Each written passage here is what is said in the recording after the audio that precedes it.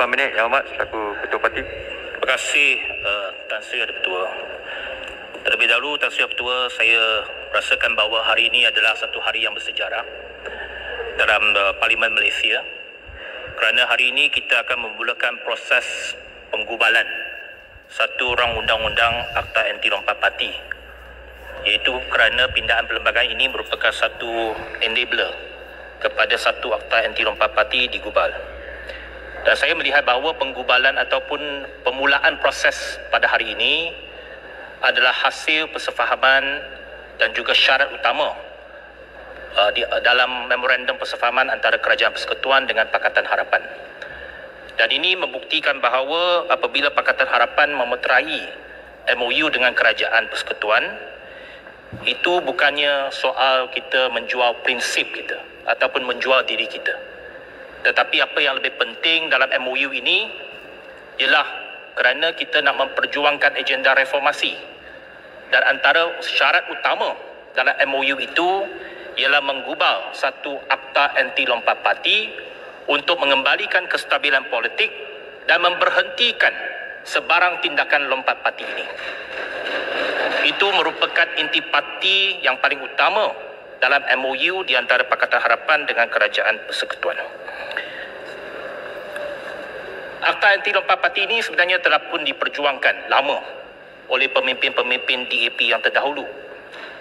Yang berhormat Iskandar Puteri sejak tahun 70-an telah memperjuangkan dan menyatakan pendirian supaya Akta Anti Lompat Parti mesti digubal di Parlimen kita ini. Tidak lupa juga mendiang Yang berhormat Kapal Singh secara konsisten memperjuangkan Akta Anti Lompat Parti sehingga akhir hayat beliau. Kerana DAP merupakan antara mangsa utama dalam lompat parti ini. Sejak pilihan raya umum yang pertama yang DAP tandingi pada tahun 1969. Selepas pilihan raya umum 1969, hampir separuh daripada wakil rakyat yang menang atas tiket DAP melompat. Dan kita menjadi mangsa. Dan sebenarnya dalam konteks politik negara kita, hampir setiap politik pembangkang pernah menjadi mangsa kepada lompat parti. Bukan saja DAP, malah PAS juga. Semasa menjadi pembangkang di peringkat persekutuan, mereka juga mangsa lompat parti. Malah UMNO semasa menjadi parti pembangkang juga merupakan mangsa lompat parti. Tetapi dulu tidak ada parti masa Kerajaan Barisan Nasional tidak melihat keperluan untuk mengubah Akta Anti Lompat Parti ini.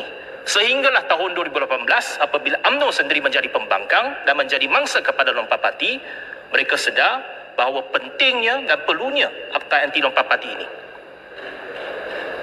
Kecualilah parti yang menjadi kerajaan di persekutuan tak pernah menjadi mangsa kepada lompat parti, kecuali Pakatan Harapan yang digulingkan kerana ada tindakan lompat parti di kalangan ahli-ahlinya yang menjadikan kita digulingkan dalam masa 22 bulan. Tetapi apapun, Tan Sri Ketua, kita mengangkat semangat supaya negara perlu ada pembaharuan. Dari segi politik perlu ada kestabilan. Dan pentingnya bahawa Akta Anti Lompat Parti ini mesti kita gubal dalam parlimen ini. Dan ini merupakan harapan rakyat Malaysia. Dan kita nak melihat bahawa dengan penggubalan satu Akta Anti Lompat Parti ini mengembalikan keyakinan pengundi untuk membuang undi dalam pilihan raya umum yang ke-15 nanti.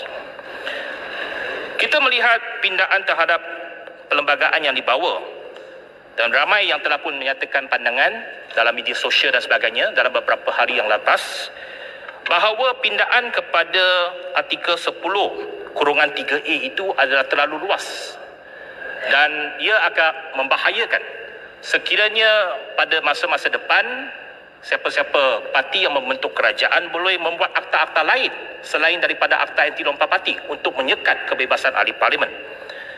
Justru itu pada pagi tadi saya bersama dengan Yang Berhormat Ketua Pembangkang, Yang Berhormat Puchong, Yang Berhormat Kulim Bandar Baru telah pun berjumpa dengan Yang Berhormat Bera dan beberapa pimpinan dalam parti kerajaan.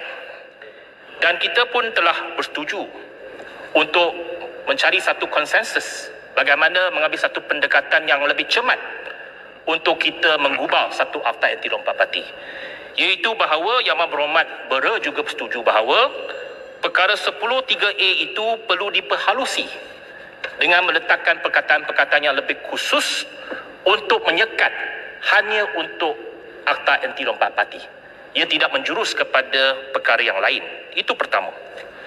Yang keduanya, juga kita bersetuju bahawa ada perlunya perkara 48/6 dimasukkan. Kerana prinsipnya, kalau seseorang itu nak melompat parti, dia boleh melompat parti.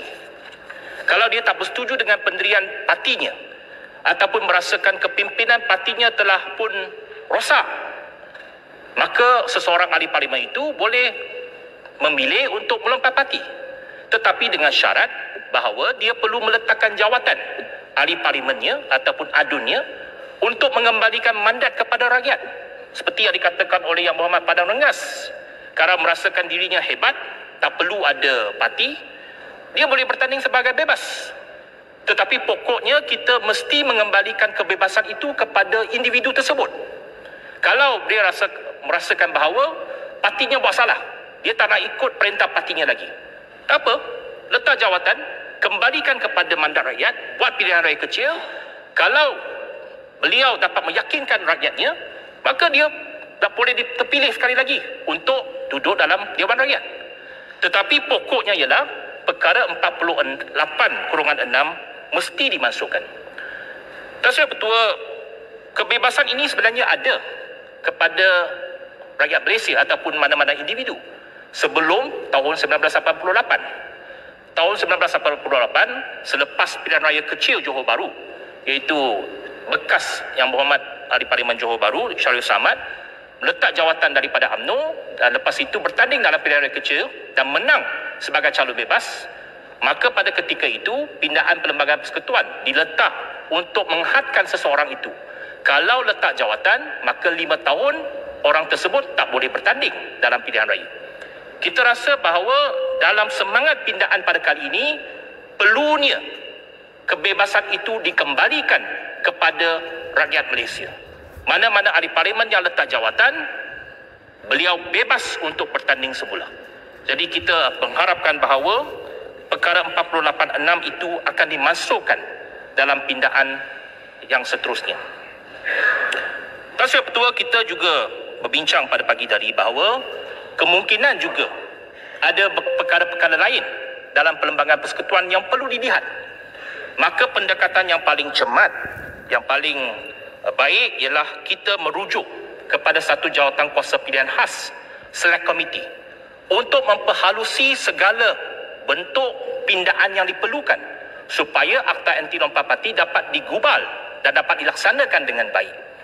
Justru itu kita bersetuju dan kita menyokong pendekatan ini supaya selepas perbahasan pada hari ini kita menangguhkan bacaan kedua dan kita rujuk kepada satu jawatan kuasa pilihan khas ataupun Select Committee.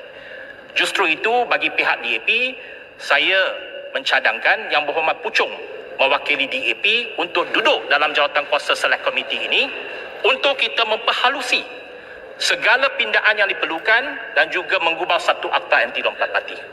Tetapi syaratnya, Tuan Ketua, kita juga menyebut pada mesyuarat pada pagi tadi, iaitu bahawa rakyat nak lihat perkara ini dapat direalisasikan dalam masa yang terdekat. Saya rasa ada satu tempoh masa yang munasabah perlu diberikan kepada jawatan kuasa pilihan khas ini. Dan suka saya mencadangkan supaya jawatan kuasa pilihan khas ini diberikan tempoh 1 bulan untuk melaksanakan segala tanggungjawab ataupun tugasan yang diberikan. Dan seperti yang dikatakan oleh Yang Berhormat Menteri tadi, kita berharap bahawa sidang khas dapat diadakan sebelum penghujung Mei supaya kita bawa balik pindaan yang diperlukan untuk pindaan perlembagaan dan juga draft Akta Anti Lompat Parti dibentangkan secara bersama. Supaya dalam sidang yang akan datang ini, kita akan meluluskan sekaligus bukan saja pindaan Perlembagaan Persekutuan untuk membenarkan Akta Anti Lompat Parti, tetapi rang undang-undang Akta Anti Lompat Parti itu juga dibentangkan dan diluluskan bersama dalam sidang khas tersebut. Supaya selepas sidang khas nanti, Malaysia akan ada satu undang-undang yang khusus untuk merarang sebarang tindakan lompat parti. Dan ini saya amat yakin bahawa akan dapat mengembalikan keyakinan orang ramai dan pengundi-pengundi terhadap sistem demokrasi dalam negara kita dan ada keyakinan penuh untuk membuang undi dalam pilihan raya umum yang ke-15. Justru itu, saya menyokong apa yang dicadangkan supaya rang undang-undang pindahan perlembagaan ini dirujuk kepada jawatan kuasa pilihan khas. Sekian, terima kasih. Terima kasih.